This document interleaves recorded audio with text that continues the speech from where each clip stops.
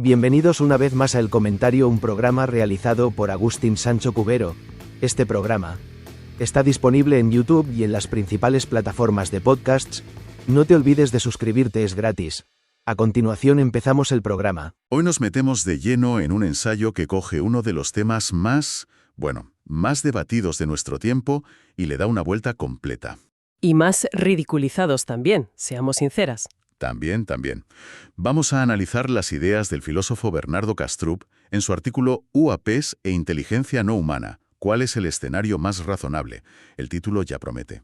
La misión es entender por qué un autor tan riguroso, que era un escéptico total, ahora se lo toma en serio, y sobre todo por qué su hipótesis no tiene nada que ver con extraterrestres. Es que ese es el punto clave. El tema de los FANI, o UAPs, está dejando de ser algo marginal. Y el ensayo de Kastrup es el reflejo perfecto. No lo aborda desde la conspiración, sino desde la pura lógica, a partir de, las nuevas evidencias. Intenta encontrar la explicación menos extraña, como él dice. Eso es. Para unos hechos que ya por sí son muy extraños. Me gusta eso. Pues empecemos por ahí. ¿Qué ha cambiado? Porque, como dices, Kastrup era un escéptico convencido. ¿Cuál es el punto de inflexión? El punto de inflexión tiene fecha, Es 2017. El año en que The New York Times lo cambia todo. Publica un artículo revelando un programa secreto del Pentágono para investigar esto. Y publican los vídeos. Y publican los 3 vídeos grabados por cámaras infrarrojas de cazas de la Marina. Los famosos Tic Tac, Gimbal y Go Fast. Claro, esos vídeos que se hicieron virales, pero que al principio, muchos pensaban que eran falsos o un error. Sí, pero la bomba fue cuando el propio Departamento de Defensa salió y dijo, son auténticos. Y lo que se ve sigue siendo increíble. Objetos sin alas, sin motores visibles, sin estelas de calor que hacen maniobras que parecen imposibles. Ahí está la clave de todo, en la credibilidad de la fuente. Durante décadas este tema eran historias de gente anónima.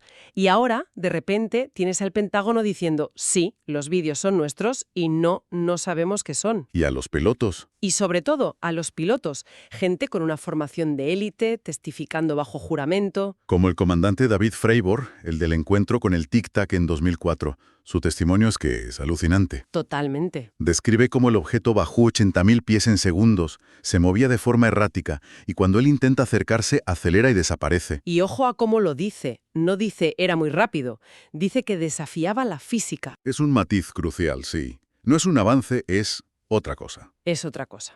Y sobre esa base llega el siguiente pilar. Las afirmaciones de gente como David Grush, un exoficial de inteligencia de alto rango.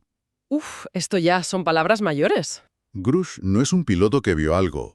Es un tipo de dentro del sistema. Totalmente. Que se sienta en el Congreso de Estados Unidos bajo juramento y dice que el gobierno tiene un programa secreto para recuperar naves no humanas. Desde hace décadas. E incluso habla de restos biológicos no humanos.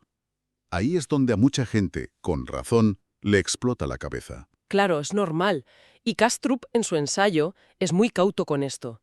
No dice hay que creer a Grush ciegamente. No, su punto es otro. Su punto es que el simple hecho de que una persona con esas credenciales diga eso bajo pena de perjurio es un evento que no se puede ignorar. Se ha roto el estigma. La pregunta ya no es si lo analizamos, sino cómo lo hacemos. Entiendo. Vale, entonces, si partimos de la base de que los datos son reales, hay que buscar una explicación. Y la más sencilla, la navaja de Occam, sería que es tecnología humana secreta. Es la primera hipótesis, claro. La más conservadora. Un nuevo tipo de dron de Estados Unidos, o de China, o de Rusia. El problema es que, como dice Kastrup, no cuadra. No cuadra con las observaciones. No solo la velocidad, es la ausencia de calor, la aceleración instantánea sin que la inercia lo destroce todo, la capacidad de moverse igual por el aire y por el agua. Pero, ¿no podría ser un salto tecnológico que aún no entendemos?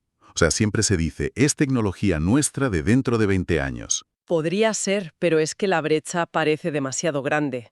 No hablamos de un motor más potente, hablamos de una física nueva. ¿Manipular la gravedad o algo así? Algo así. Y si una nación tuviera eso, tendría una ventaja tan brutal que cuesta creer que la usara solo para asustar a sus propios pilotos. No tendría sentido estratégico. Por eso Kastrup, aunque no la descarta, la ve poco probable. Vale. Si no es nuestra por ser demasiado avanzada, la siguiente puerta es inteligencia no humana. Y aquí es donde Kastrup da el giro. Porque no salta directamente a los extraterrestres. Exacto. Y este es el corazón de su argumento. Todos estamos condicionados por la ciencia ficción. Oímos no humano y pensamos extraterrestre. Es automático. Sí. Y él nos pide que paremos y pensemos en otra posibilidad que, aunque suene rara, podría ser más sencilla. Que esa inteligencia no venga de las estrellas, sino que sea de aquí. De la Tierra. Vale, aquí es donde la cosa se pone de ciencia ficción. La hipótesis ultraterrestre o criptoterrestre. Suena a novela de Julio Verne. Suena a eso, sí. Pero el argumento es sorprendentemente lógico. La idea es que no son visitantes. Siempre han estado aquí. ¿Cómo? Podrían ser los descendientes de una civilización no humana que evolucionó en la Tierra mucho antes que nosotros, hace millones de años. Y que sobrevivieron a alguna catástrofe. Eso es, una especie que alcanzó un nivel tecnológico altísimo y que para sobrevivir, pongamos al asteroide de los dinosaurios, pues se retiró de la superficie. ¿Y se ocultaron? ¿Dónde? Bajo tierra. Podría ser en bases subterráneas muy profundas o en el lugar más inexplorado que tenemos, las profundidades del océano. Desde ahí nos habrían estado observando. La pregunta del millón, claro, es, si hubo una civilización industrial antes, ¿dónde están las pruebas? No hemos encontrado ni un solo tornillo jurásico. Esa es la objeción obvia, claro. Y el ensayo responde con un concepto que es fascinante, la hipótesis silúrica. ¿La hipótesis qué? Silúrica. Y esto no es de teóricos de la conspiración, ¿eh? Es un artículo científico real, de un director de la NASA y un astrofísico, Vale, ¿y qué dice esa hipótesis? que es imposible encontrar pruebas. Dice que es extremadamente improbable. Argumenta que en escalas de tiempo geológicas de cientos de millones de años, el planeta lo borra casi todo. La tectónica de placas, la erosión... Exacto. La tectónica de placas es como una cinta transportadora que recicle la corteza terrestre. Lo que hoy es una ciudad, en 100 millones de años puede estar fundido en el manto. Ya, pero una civilización entera sin dejar rastro. Y los plásticos, los residuos radioactivos. Eso dura millones de años. Esa es justo la pregunta que se hacen. Y su conclusión es que sí, podrían quedar rastros químicos, como anomalías de isótopos en una capa de sedimento. Pero no encontraríamos un martillo fosilizado. Casi imposible. Y esas anomalías químicas, si las encontrásemos, probablemente las achacaríamos a un fenómeno natural que no entendemos. O sea, que el problema no es que no haya pruebas, sino que no sabríamos ni qué buscar ni dónde. 1000 veces. Kastrup dice que una civilización industrial puede durar unos pocos miles de años. A escala geológica, eso es un parpadeo. Es una idea que te obliga a ser humilde, desde luego. La idea de que somos los únicos en 4.500 millones de años de historia del planeta es... Es un poco arrogante, ¿no? un poco. Vale, aceptémoslo, como un ejercicio mental. ¿Cómo encaja esto en un marco naturalista? Porque sigue sonando a magia. Kastrup se esfuerza mucho en este punto. Primero, nos recuerda que nuestro móvil le parecería magia negra a alguien de hace 200 años. La tecnología de una civilización que nos lleva a millones de años de ventaja sería indistinguible de la magia. Vale, es un buen punto. Y segundo, plantea la analogía de la primera directriz de Star Trek. La de no interferir en el desarrollo de otras civilizaciones. Justo. Y es algo que ya hacemos nosotros. Nuestros biólogos intentan observar a tribus no contactadas sin intervenir, Claro. para no alterar su desarrollo. Pues porque una inteligencia mucho más avanzada no haría lo mismo con nosotros. Nos observarían, nos estudiarían, pero evitarían un contacto directo que podría ser un desastre. Visto así, la hipótesis ultraterrestre empieza a sonar menos descabellada. Al menos, más sencilla que naves cruzando el universo solo para hacer piruetas. Ese es el argumento de Kastrup. No dice que sea cierta. Dice que es una hipótesis coherente y que quizá explica mejor los datos que la extraterrestre. Por eso suelta esa frase tan potente. No hay nada antinatural o verdaderamente extraordinario en la hipótesis ultraterrestre. Si nos choca, el problema es nuestro. El problema son nuestras asunciones, no la hipótesis. De acuerdo. Pero el ensayo va más allá. No se queda en lo físico. Da un giro aún más extraño y se mete en la conciencia, en la manipulación de la percepción. Aquí reconozco que me cuesta un poco seguirle. Sí, este es el salto más complejo. Para ello, se apoya en gente como Jacques Vallée, un astrofísico que lleva 50 años diciendo que esto no es solo un problema de tuercas y tornillos. de máquinas físicas. Exacto. Él ha documentado miles de casos donde los encuentros tienen profundos efectos psicológicos en los testigos. ¿De tipo de efectos? Traumas. A veces, pero a menudo es algo más sutil. Los testigos dicen recibir información sin palabras, visiones, símbolos, ideas que aparecen de repente en su mente. ¿Como si el fenómeno interactuara con su conciencia? Todo moderno. La pregunta obvia es, ¿por qué? Si tienes esa tecnología, ¿por qué no aterrizas y dices, hola? ¿Por qué esta forma de comunicación tan ambigua?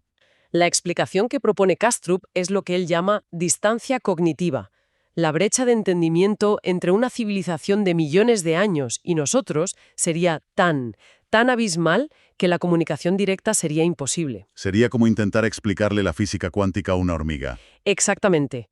No es que no quiera entender, es que su cerebro no tiene las herramientas para procesarlo. Precisamente. No tendríamos un lenguaje común, ni siquiera conceptos comunes sobre la realidad.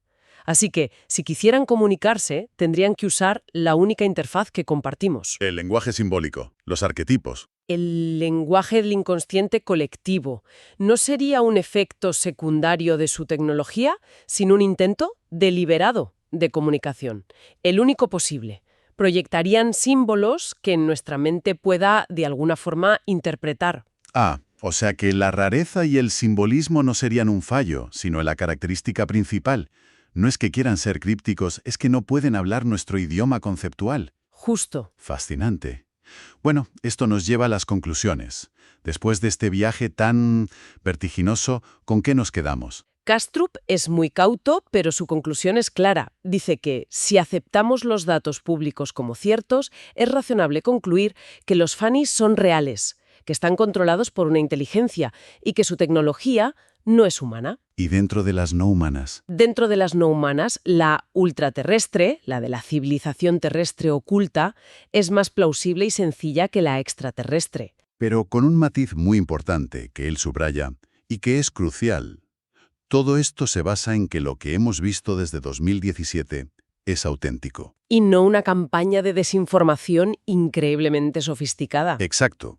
Es una advertencia de honestidad intelectual. Pero si tomamos los datos al pie de la letra, el análisis es demoledor para nuestra visión del mundo. Lo fascinante no es solo la idea de una civilización oculta, sino cómo nos obliga a redefinirnos. Si no somos los primeros, ¿qué significa ser humano? Es que la pregunta cambia. De ¿estamos solos en el universo? A ¿estamos solos en nuestro propio planeta? Y hay una frase final del ensayo que lo resume todo. Dice algo así como: si la hipótesis viola nuestras sensibilidades, eso nos informa sobre nuestras sensibilidades, no sobre la plausibilidad de la hipótesis. Es una llamada de atención a nuestra arrogancia como especie, una invitación a la humildad, a reconocer que nuestra perspectiva es una mota de polvo en el tiempo geológico. Lo que nos deja con un pensamiento final bastante inquietante, la verdad. Si realmente nos encontráramos con una inteligencia tan antigua y ajena que solo pudiera comunicarse con símbolos proyectados en nuestra conciencia, ¿seríamos capaces de reconocerlo como un intento de comunicación? ¿O lo descartaríamos enseguida como una alucinación, un fallo de nuestro cerebro, un espejismo de nuestra propia mente? Hasta aquí esta edición del programa del comentario, un programa realizado por Agustín Sancho Cubero. Este programa está disponible en YouTube y en las principales plataformas de podcasts. Hasta la próxima edición del programa. Muchas gracias. Dirección y realización Agustín Sancho Cubero.